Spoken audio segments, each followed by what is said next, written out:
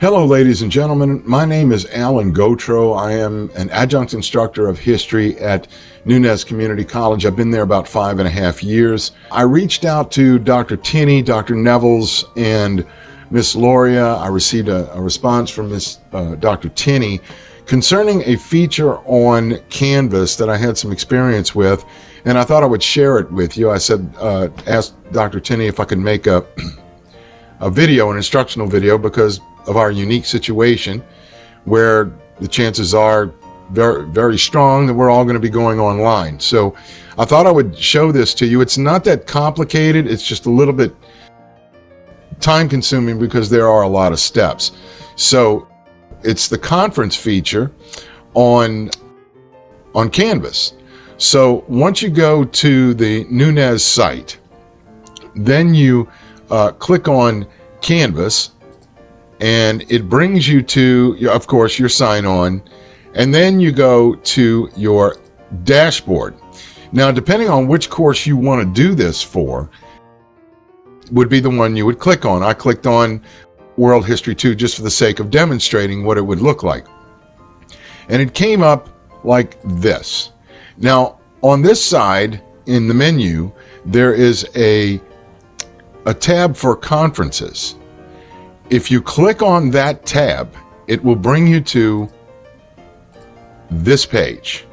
And this page is going to show you how to set up conferences. Now, if you have a webcam, that's great. If you want them to see you, if you're doing a lesson in your pajamas and you don't want them to see you, then you can click off of it. But what you can also just do audio. But the conference feature allows you to do PowerPoints, which of course a lot of us use. A lot of us use videos. We have visual learners, and we want to make the instruction as inclusive as possible. So what you do is you're gonna come to this screen, and you're gonna see a blue box that says Conference. You click on that, and it brings you to this window. Now, this window it shows that there's going to be a new conference, how long it's going to be, and if you want to record it. Now, I'm going to suggest that you record it, even though the website that holds them only holds them for 14 days, and then they delete them. But you want to, it's a blue button, big blue button, and I'm going to do one just as a demonstration on my World History 2 course. And this is at big blue button. It's going to be 60 minutes. Normally we go an hour and 15 minutes, so you'd put up there 75 minutes. And I do want to record it. Now, the description will be what the lecture is going to be about. Now, once you fill all that in, and then you have to click down here where it says invite all course members. You're going to hit update, this button.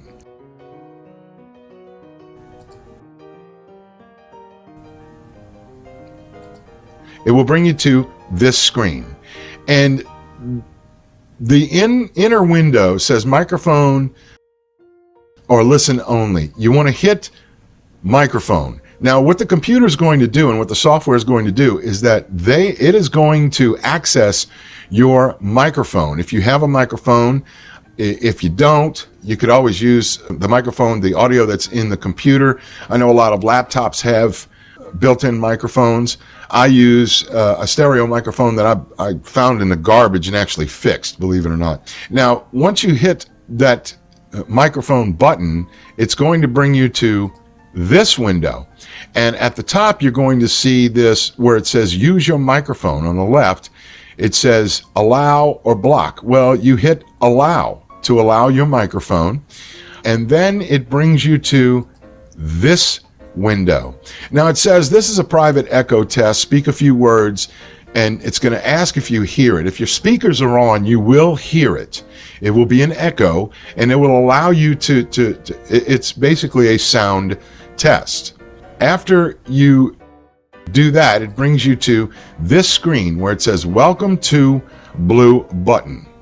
Now, in the bottom of the big blue button window, there are two buttons down there that I want you to make a mental note, because you are going to be using them. The first one is the webcam. If you have a webcam and you want to be seen by your students, you would press on that. And when you press on that, this next window pops up. Webcam Settings. Now I have two webcams, so I choose the high definition webcam. And again, you're going to see in the top left-hand corner, it's going to say, use your camera, allow or block. You would hit allow. And then this window comes up. Now, this is my security system. It holds, it lets me know if the computer is accessing my webcam. But then your next step after this settings window comes up is hit start sharing. Now, the window that appears after you start sharing will be this way. You see me waving hello to you. I recorded this earlier this morning, and that's what you're going to see, and that's what the students are going to see once they join in to the conference. Now, once you hit the start sharing, you're going to be brought to another window that looks like this, where your webcam is going to be here, and whatever you present is going to be right here. If I want to put up a PowerPoint, very easy. This little cross in the plus sign at the left-hand side of the screen, bottom left-hand side of the screen, you hit that. And when you hit that, it comes up, and you'll notice where it says drag files here to upload or browse files. That's where you go and get your PowerPoint and bring it back. Now, don't forget to record this session because it's going to be up there for 14 days, and maybe not everybody could have made it to the conference. Once you bring in that PowerPoint, it'll bring you back to this particular window. And what you do here is you start your PowerPoint and your lecture at the same time. Now, as you can see, I uploaded one about World War II, and it's going to show the different slides. That's what the different slides look like. Well, if I want to enlarge my face, I can take the bottom of the screen where my picture appears and just widen it, kind of like if you're working on Microsoft Word and you want to open up a table or something like that. It shows up like that. So then later it will appear bigger. Now, if you want to end the session, you go to the top right-hand corner up here where those three dots are, and you click on that, and this window will pop down. Now, you have to end the meeting, okay? So if you end the meeting, it'll immediately stop and process it for a recording, and therefore will be under the conference table.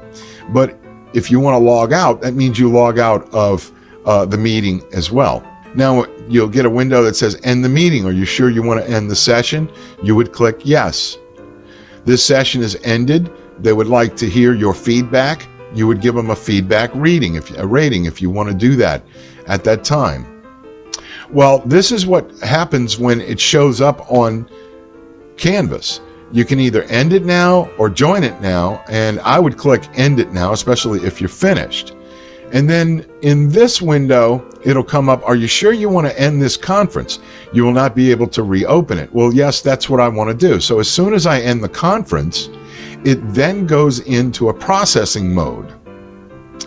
And if you click on the conferences, it will appear here as a test conference. It's not finished processing, but I already have one recording down here that I've done as a test conference on Saturday, this past Saturday, and this is what it came up to be. It came up as a recording. When you're done, all you do is, if you want to do another conference, you just go to your dashboard and you pick another class. And when you pick that class, you can do the conference for them as well. Like in your dashboard here, I have a history of oil class right there. If I want to do a conference with them, if I don't have something that's already recorded, then I'll do a history conference. I'll do a conference with them in the history of oil. My World History 1 class is a dual enrollment class. Well, they're used to the online instruction. But if I want to do a conference with them and record it, I can. But with the school's hours, I'm not so quite sure that they would be around to see it. They'd probably see it at different times. But my History of Oil class normally meets at 5:30 on Tuesdays and Thursdays. So with the online instruction, what I can do is I can say, okay, we're going to meet online for say 5:30, 6 o'clock, maybe as late as 7 o'clock, depending on what's on. And so I find it to be a very good feature, especially if you're used to using a lot of visuals in your course. The conference feature is very nice. I've done it a couple of times here, one time with a practical use. I've been doing online instruction since 2008 when I worked at the World War II Museum, when I taught by video conference to classrooms around the world. So I'm not really a stranger to a lot of things, but this is really a neat feature of Canvas, and I discovered it actually about 6 months ago, but I've never had a chance to use it. Well, now I'm going to have a chance to use it. So if you want to check it out, do a test conference with your students, I would advise that, because they are really, it really takes a little getting used to.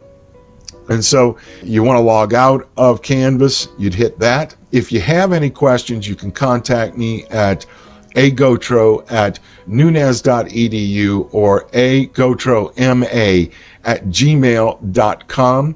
I read my email at least 2 to 3 times a day on Canvas, more times than that on Gmail. So if there are any questions, if you want me to walk you through it, I can go ahead and walk you through it. We're all in this together, and I hope this has been of some use to you. It's been a great time putting it together. And like I said, if you have any questions, please let me know. I'm here to answer any questions for you. Anything that you need help with. Like I said, we're all in this together, and this is a unique situation for most of us. But like I said, I've been doing online for a long time. Hopefully you'll get in touch with me. Hopefully you'll use this. It's pretty cool. The one thing about it is you gotta sign on to it, and you gotta move around it, do some exploring, and you might come up with something that I don't know about it, and please let me know. So hope everything works out for you, and I'll see you soon, hopefully.